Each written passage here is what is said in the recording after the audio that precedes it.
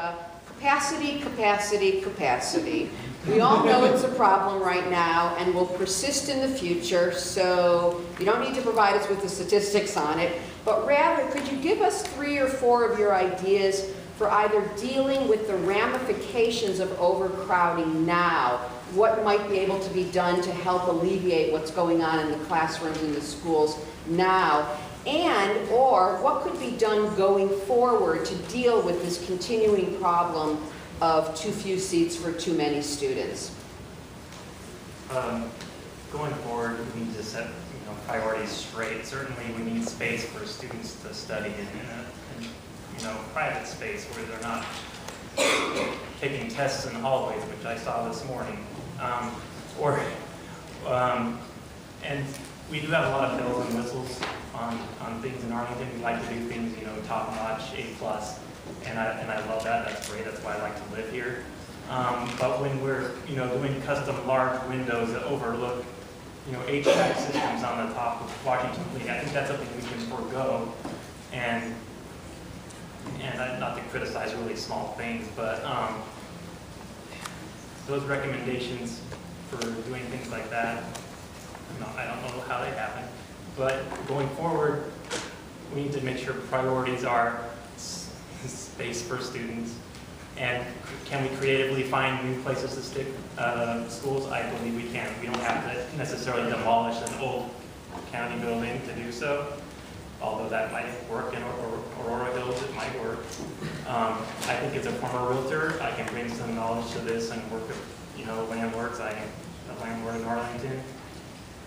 There are probably some low-rise apartments in Arlington that are depreciated, that aren't paying a lot of taxes really, and we can look at those options.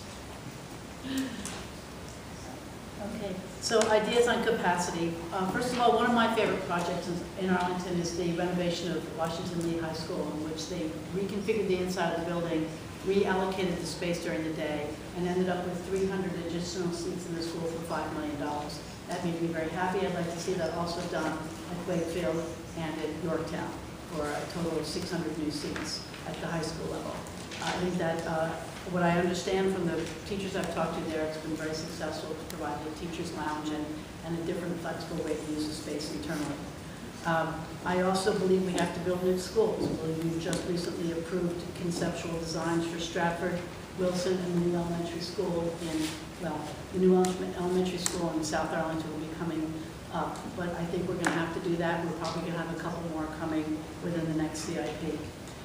Interestingly, I also think that we need to adjust the school day. At Washington Lee, they have General's Flex, which allows students to leave early.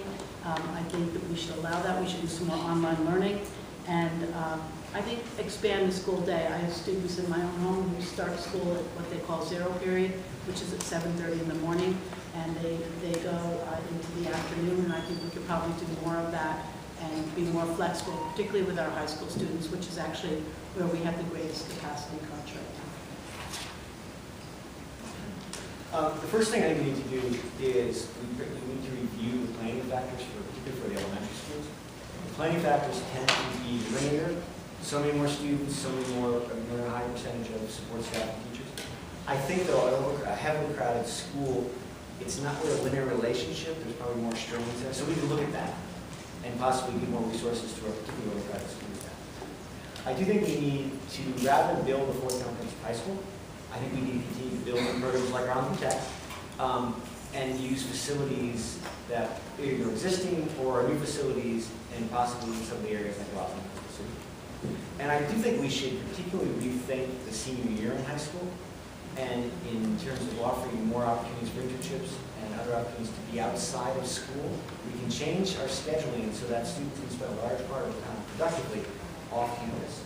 And that in itself would free up space at high school, which is where the next crunch is coming.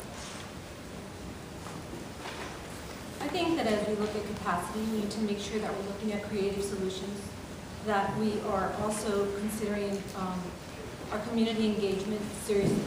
We cannot solve our capacity issues without engaging the community, like we used to say in the facility study, at period 0.